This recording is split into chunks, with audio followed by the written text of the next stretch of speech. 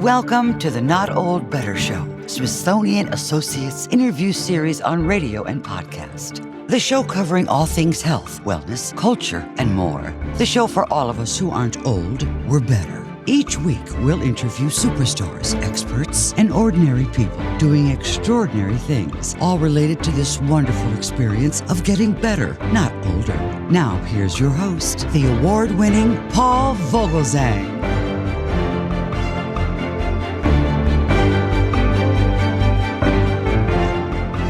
If you've ever sat spellbound at a Smithsonian lecture, sketched a masterpiece in a studio arts class, or watched your grandchild sleep under the giant whale at the National Museum of Natural History, then you've already been touched by the magic of Smithsonian Associates. Welcome to a special episode of the Smithsonian Associates Interview Series on the Not Old Better Show. I am Paul Vogelzang, and today we're celebrating something truly remarkable. 60 years of curiosity, connection, and culture.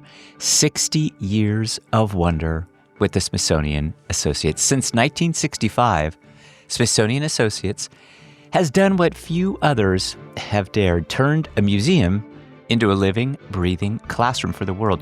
Whether it was hearing Ella Fitzgerald sing live, watching kids meet a real-life astronaut, or tasting global cuisine with a master chef, Smithsonian Associates has made the extraordinary feel personal. And at the heart of it all is Frederica Fredie Adelman, our guest today, Director of Smithsonian Associates, educator, innovator, and champion of lifelong learning.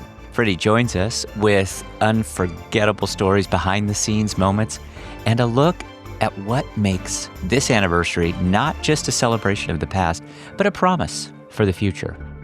As legendary radio personality Nina Totenberg once said of an amazing Smithsonian Associates evening, they laughed, they dueled, and the audience loved it. That spirit, it's still alive, and it's still dazzling audiences 60 years on. So grab your headphones, take a walk, or settle in with a cup of something warm, because this one's full of heart, history, and the kind of storytelling that only Smithsonian Associates can deliver. Here now is my conversation with Frederica Adelman in two parts. Fredie, of course, is Director of Smithsonian Associates. Please join me in welcoming Fredie Adelman to the Not Old Better Show, Smithsonian Associates Interview Series on radio and podcast.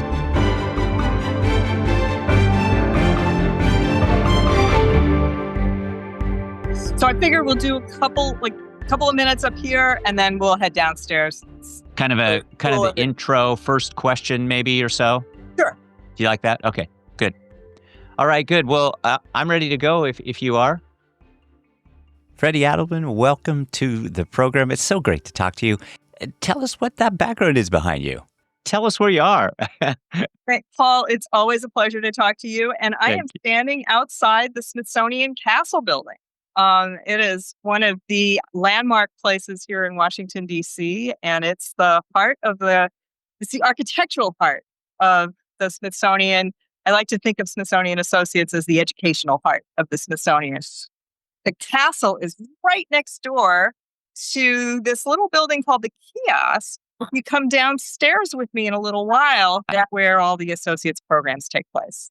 Good. Well, we're going to do this. So I just think this little kind of our traveling episode here is going to be a good one. But I got to ask you this question, because we're celebrating 60 years. I mean, in this day and age, 60 years. What a tremendous milestone. And so let's just kick it off by just telling us what it means to you. I've gotten to know you well over 10 years, and professionally, this is a huge accomplishment. But personally, what does it mean to you because you're an educator, you're an innovator, you're a museum curator. All of this is just about ongoing learning. And for my audience, we just love this aspect. But what does all this mean to you? All of that and more. I really believe that Smithsonian Associates is the educational heart of the institution, and 60 years, and that's generations, right? Yeah. We've been doing some research into our history, and we found pictures of small children on behind-the-scenes tours at the museums, and to know that those children are now adults. They may be parents, grandparents, great-grandparents even. Yeah. And those are the people who continue their learning journeys with us. And it's extraordinary. It really is. I have so many wonderful things to say about this place, and it's really an honor to be here at this time and to look forward to the future. I see some young people walking into the building behind me. I know that they're here for summer camp, and it's amazing. Those are the leaders of the future. Well said, as always. I have another quick question for you Sure. before we kind of travel for a moment or two. But so many do say so many wonderful things in my research. Oh my gosh, it goes on and on and on. One of my all-time favorites is Nina Totenberg, and she's been at Associates a couple times. She had this really great thing to say about the anniversary year. She really refers to this as a year of gifts. I've heard you call it that too. And she said about one of her favorite interviews, she said, they laughed, they dueled, and the audience loved it. What is it that's so unique about Smithsonian Associates that touches us and just makes us feel that big, wide range of emotions about things? They dueled, they loved it. I know exactly which program she was talking Yeah. about. That's one of my personal favorites. I think because we are so grounded in education, in research, in fact, but we also want to know, we listen to our people, right? We listen to the audience, and we can tell the presenters what it is the audience is interested in. They want the background, the inside story, the behind the scenes, the personal perspectives. People are inherently curious and they want to learn. And I think Associates is a trusted, safe place for our presenters to talk about their research and what it means to them personally. And I think that's what she was referring to. I believe the program involved two justices, Justice Scalia and Justice Ginsburg.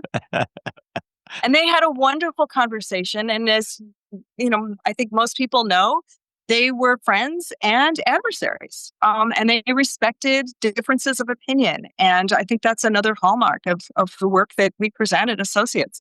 We present perspectives from all different sides, and we constantly refer back to the audience, and they're always telling us what they want to get out of their learning journey. It's such a it's such a complete experience too. My involvement has been really on the periphery, but I have watched closely of all the work that you do, you and your team, and it's just a joy. You referenced just a moment ago to the Ripley Center. I've been to the Ripley Center so many times. So many in our audience have been there too. Let's take a walk if we can together, and come back and talk a little bit about the expansion, the role of all of the digital world that you've brought in place, the 6 decades of curiosity, and as you are all saying so well, 60 years of wonder. Great. I'll meet you downstairs in a couple of moments. Sounds good, Fredie. See you in a minute. Thanks. Our guest today is Fredie Adelman, Director of Smithsonian Associates. We're talking about the people, the programs, and the moments that have defined 60 unforgettable years. From Ella Fitzgerald to the Emerson String Quartet Museum Sleepovers to Discovery Theater. These aren't just events, they're memories made across generations. If you're just joining us or want to explore more about what Smithsonian Associates offers today, head to smithsonianassociates.org to view upcoming events, both in person and online. You'll find all of this information in our show notes today. Now let's continue the conversation with Fredie as we look at what's next for this extraordinary institution and the lifelong learners it serves. Hi, this is Paul. Before we jump back into today's show, I want to take a moment to recognize a truly special milestone, Smithsonian Associates' 60th anniversary. Since 1965, Smithsonian Associates, the largest museum-based education program in the world, has been inspiring lifelong learners with unforgettable experiences, connecting audiences with the Smithsonian's museums, research, and experts in new and exciting ways. This year, the celebration is for you. with a full year of special programming both online and in person, from behind-the-scenes looks at Smithsonian collections to conversations with astronauts, historians, filmmakers, and curators. There's something for everyone. Smithsonian Associates has created something extraordinary. I'm proud to partner with Smithsonian Associates to share their incredible programs with the Not Old Better Show audience. Thanks for being part of this journey. Here's to 60 years of curiosity, learning, and discovery. Well, Fredie, welcome back. Good to see you. Now you're in your office. Is that right, in Ripley Center? That's correct. Beautiful building. I always enjoy going to the Ripley Center. And it's this, right there on the mall. We were looking at the castle behind you. So much of the Smithsonian history is rooted in that very area. But now we're moving online. And since the pandemic, Smithsonian Associates has really carried its audience online into some really kind of interesting ways for online learning. What surprised you about that move and how things kind of came together? Because you did make some pretty substantial changes to programming during those times. We did. It's really nice to pause and look back and remember what that was like. But I have to say, our team and our audience who are part of our team adapted, adjusted, encouraged us. We had so much support and gratitude as we all learned to navigate these new systems together. We went online in the first 100 days of having COVID affect the world, and it was truly a team effort. And we learned, and every time there was an update, we updated, and we've now got a following that is not only local and national, but it's international. We have people from audience members who are joining from all over the world, and instructors who are joining us from all over the world. So it's truly been transformational. It was a very, very difficult time. There's no question about it.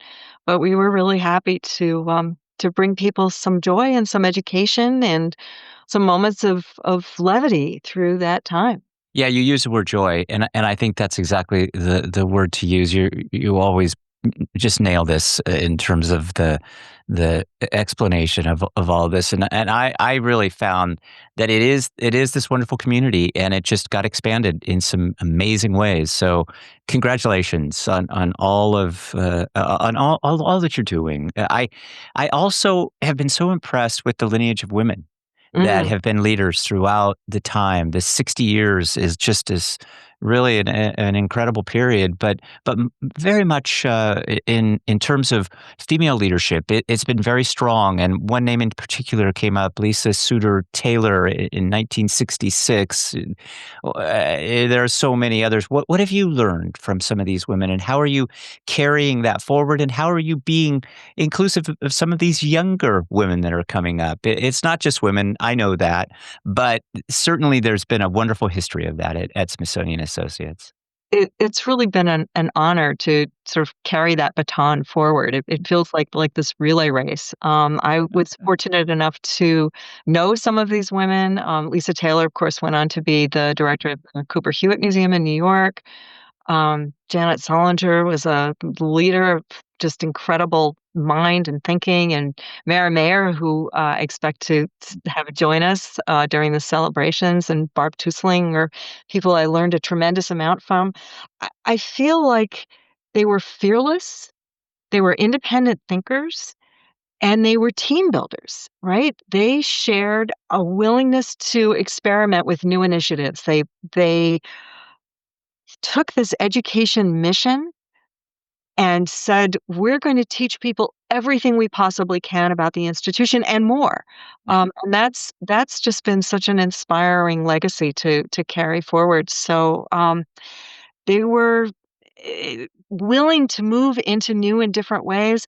And every single one of them had a very, very clear understanding about the business of education, because we're in the education business. And I think that sets us apart from a lot of different places. Mm-hmm.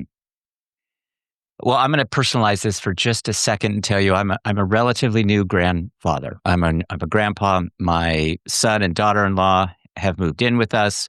They have an 8-month-old. I personally have done stories with you about the sleepovers. I'm super excited about sleepovers coming up.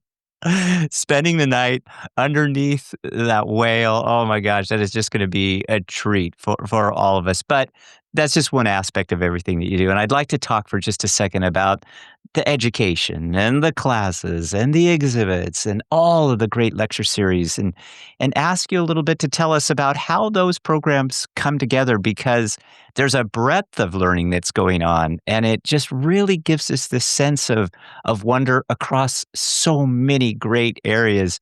What are you doing to bring all of this together and focus on innovation, but still nostalgia throughout the history of Smithsonian Associates too?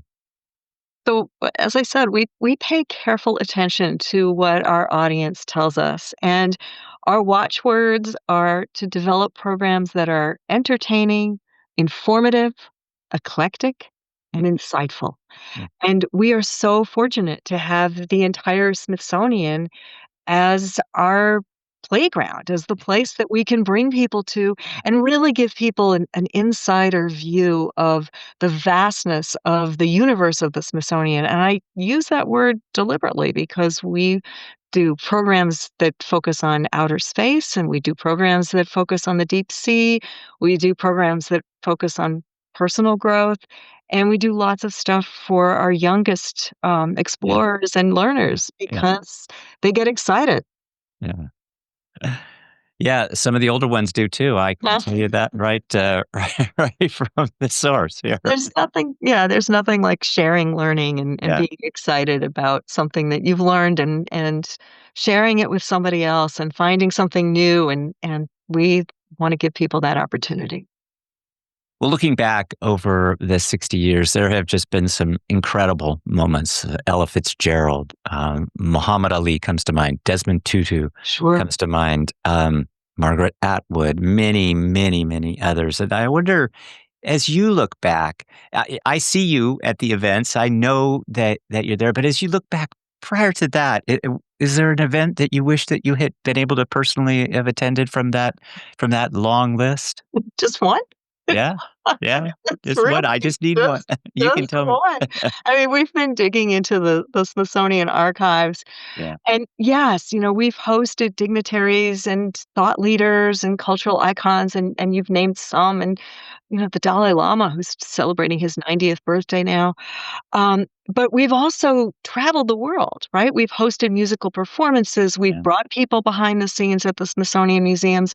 This is such an unfair question. I know. I'm sorry. I I have know. to say, I wish I I could attend everything. Yeah, It's so hard for me not to be at every program, at every event. yeah. I kinda feel that way, and I'm sure so many feel that way too, because it is just jam-packed always. Of course, our guest today is the director of Smithsonian Associates. Freddie and I have gotten to know each other. Freddie's been on the program a couple of times. Our audience is familiar with her work, but certainly for those, Freddie's an educator par excellence and an innovator and just this fantastic champion, of lifelong learning, something that our audience is just so interested in and so committed to. And Smithsonian Associates has done that. I think the other thing that is really interesting, and I don't mean this in a political sense at all during these times, but Smithsonian Associates has been very unique in that it is self-sustaining. Limited or no federal funding. That's what I found. How do you do that in terms of the bold programming that you're able to accomplish and still keep this idea of an independent kind of programming sense alive? And how do we keep that going for the next 60 years? It's really all about our people. Mhm. We are so appreciative of people who invest in their own learning, right? They are supporting Smithsonian Associates, whether it's registering for a single program or establishing a bequest, or making contributions that enable others to participate. We are humbled by so many learners who take the responsibility of their learning and have asked us to safeguard their trust. We take that so, so seriously. They are our audience are the people who we are working with. I feel like those people are part of our team. Like we talk to people all the time. It's a really different place, and it's an honor. It really is for people to be able to steward the learning of so many all around the world. Yeah. Yeah, again, so well said. I believe it is an honor for so many of our audience too, and I know that I use this phrase lifelong learning, and I certainly attribute it to you and everything that Smithsonian Associates are doing.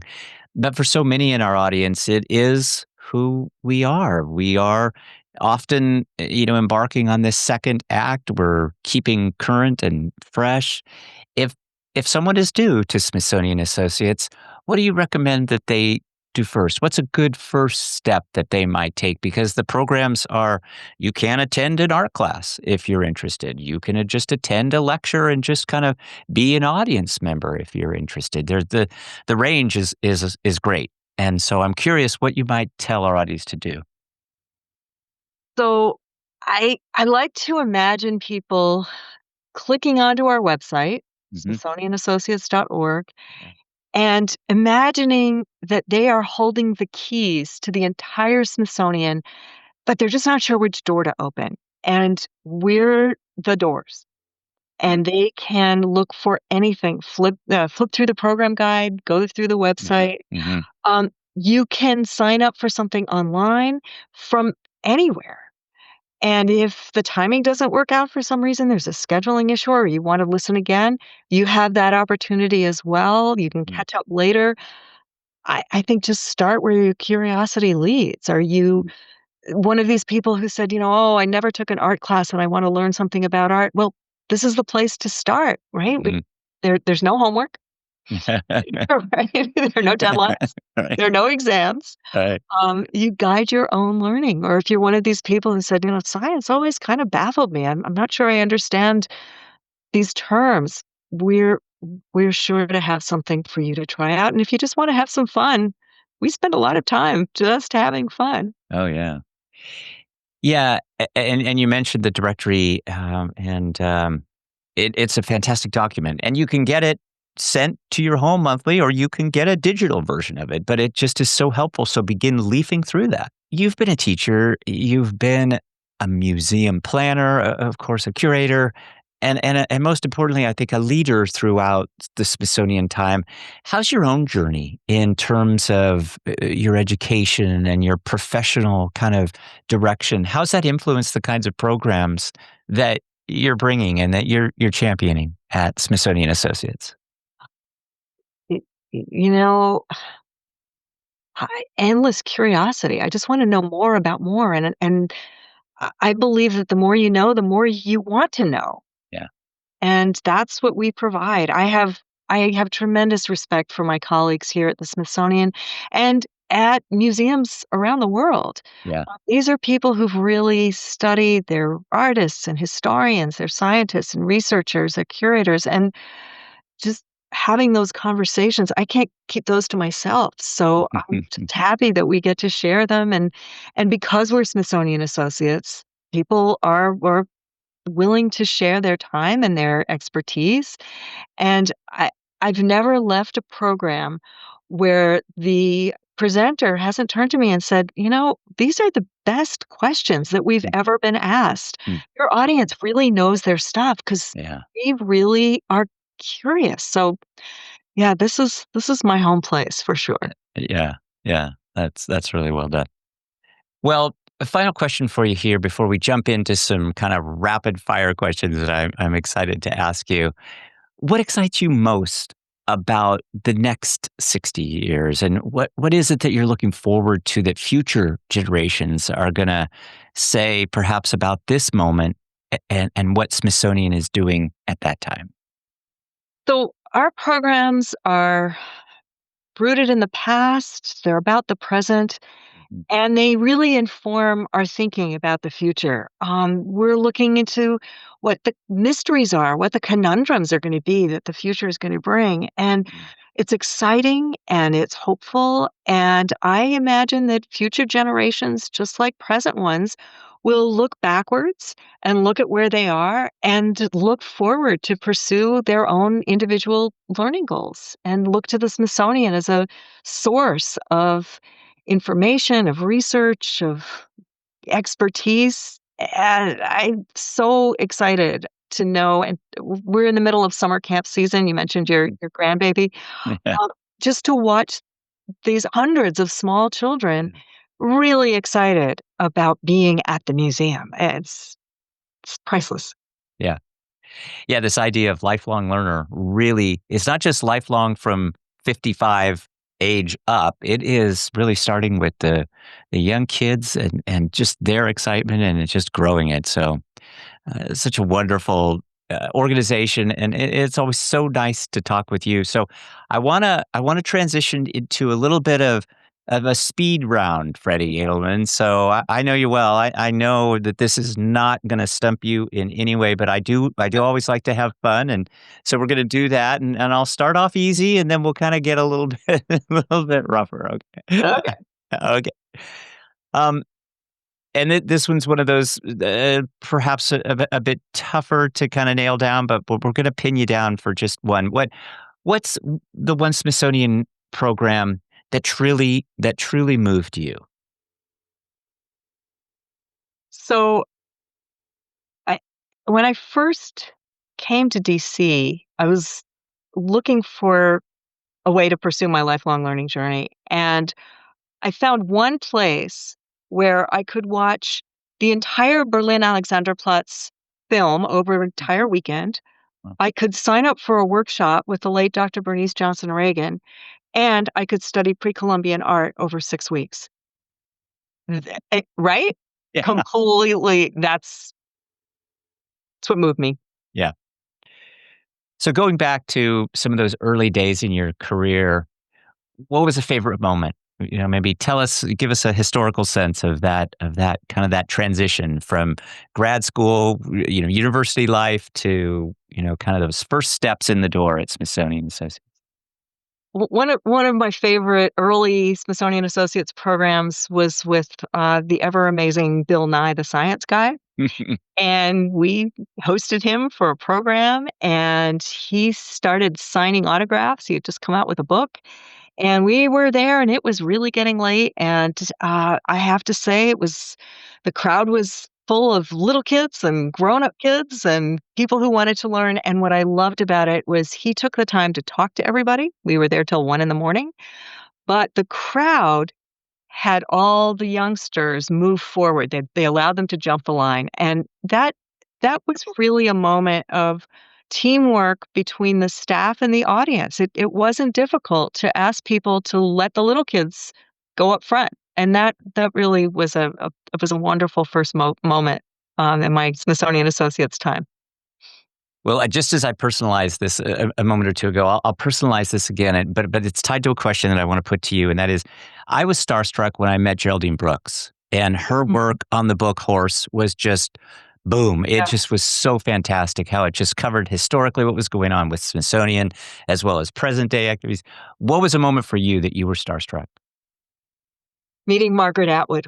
Okay, yeah, that's Although beautiful. Geraldine Brooks, that was a pretty those she spoke about not only horse, but also about March. So, Yeah, right. yeah, Of no, course. absolutely. Yeah. I mean, I've got a whole long list of people who I'll bet. Oh no, I'll bet. Yeah, yeah. What do you think is bringing people the most joy from Smithsonian Associates? Um, I think people finding their people, Mm, right. right? And Yeah. we've even orchestrated some marriage proposals.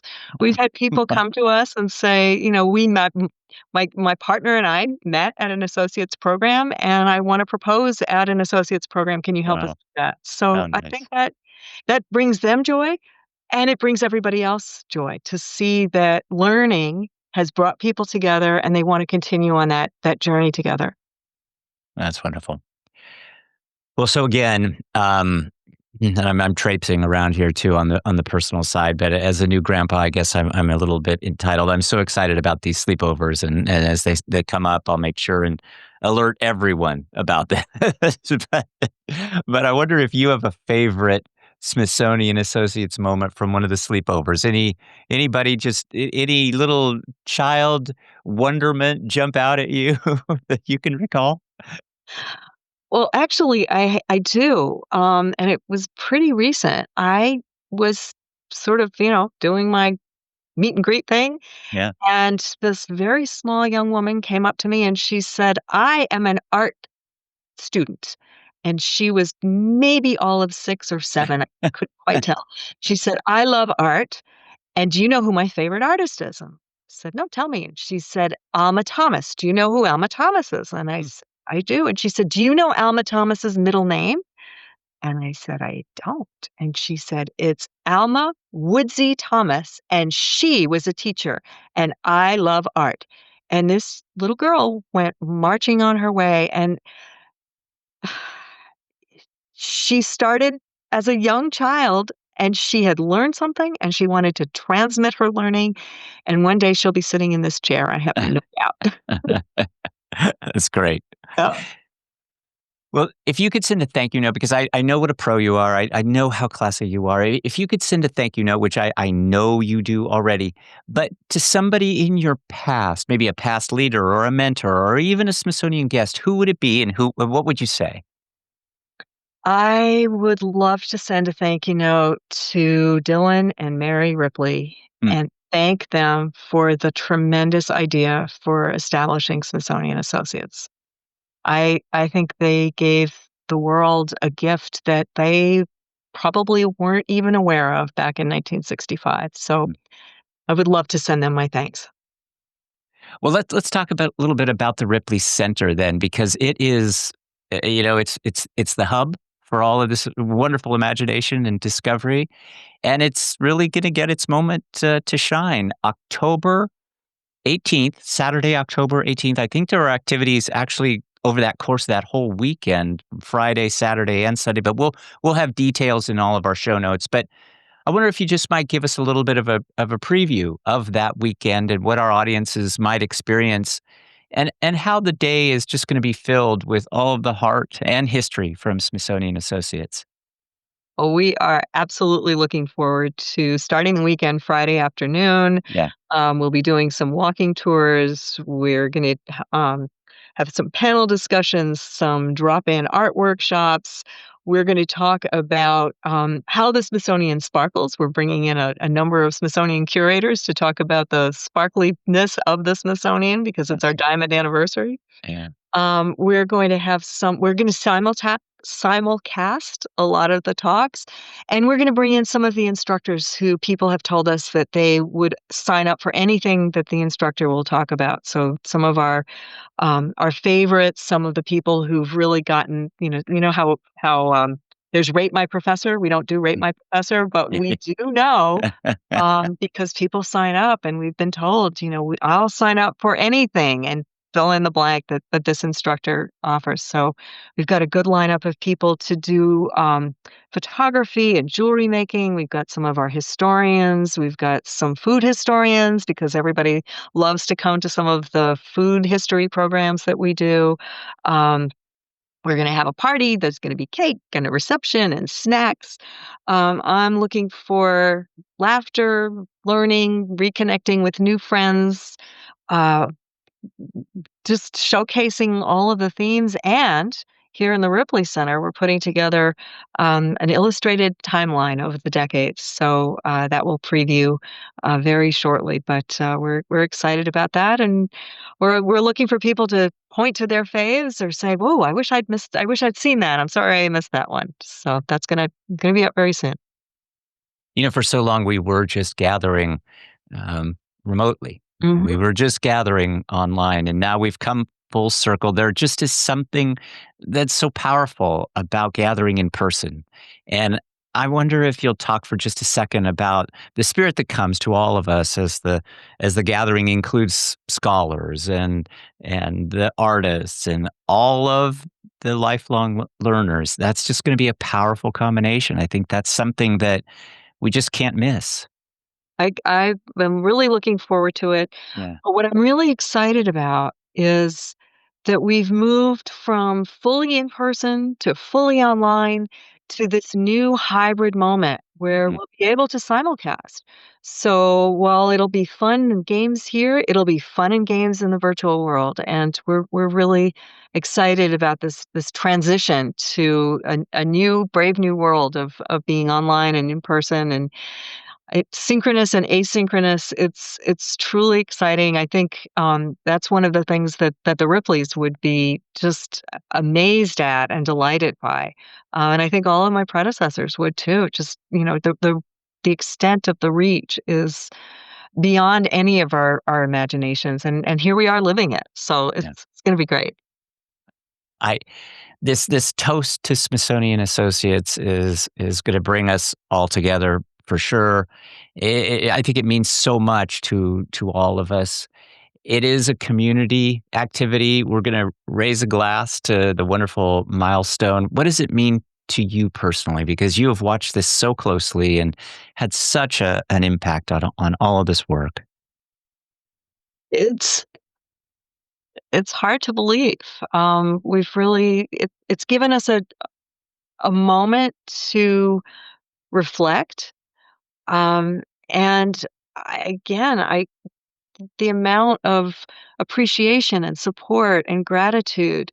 I got a letter from somebody this week, a friend of a friend of a friend, somebody who knew somebody, and said, I'm so excited to be able to take my world art history certificate. I never had a chance to take an art class the entire time I was working and in college, and you're giving me that opportunity. I mean, we hear from people like that all the time. So I just am so excited about our our work, our future, watching future leaders, and it's complicated. That's where we Yeah. live in a very complicated world, and if associates' small part in it is to help people make sense of what's happening around them and put it in some contextual perspective, then I feel like we're moving in the right direction. The stories are legendary. Certainly, this is going to just be a wonderful 60th anniversary, a toast to Smithsonian Associates. But all of this great history that you've shared with us, the RGB to Scalia and laughing on stage, the kids camping out underneath the whale, unforgettable nights with Ella Fitzgerald, Muhammad Ali, so many others. Thanks for sharing this with us, and thanks for all you do. Congratulations to you and your team. It's a huge thing. 60 years in this day and age, but congrats. Thank you for your time. Thank you, Paul, very much, and thank you for all you've done for to introduce us to the Not Old Better listenership. You've really focused on Smithsonian Associates, and I feel like we're in this together. So, Well, looking forward to seeing you in person in October and online and in our ears all the time. Absolutely. Well, thank you, Freddie, and we'll be talking again soon. Sounds good. That's it for today's episode of the Smithsonian Associates 60 Years of Wonder interview series on the Not Old Better show. My thanks, of course, to Fredie Adelman for joining us and for giving us a heartfelt look into the past, the present, and the future of Smithsonian Associates. Whether it's world-class lectures, unforgettable performances, museum sleepovers, or virtual classes you can join from your living room, Smithsonian Associates proves year after year that learning never has to stop. You can catch up on this episode and many more by visiting us online at notold-better.com. Follow us on Twitter at notoldbetter and on Instagram at notoldbetter to stay connected and inspired. This has been a production of NOBS Studios. I'm Paul Vogelsang. Thanks for listening, and I hope you'll join me again next time for our wonderful Smithsonian Associates Interview Series, 60 Years of Wonder. Thanks for joining us this week on the Not Old Better Show, Smithsonian Associates Interview Series on radio and podcast.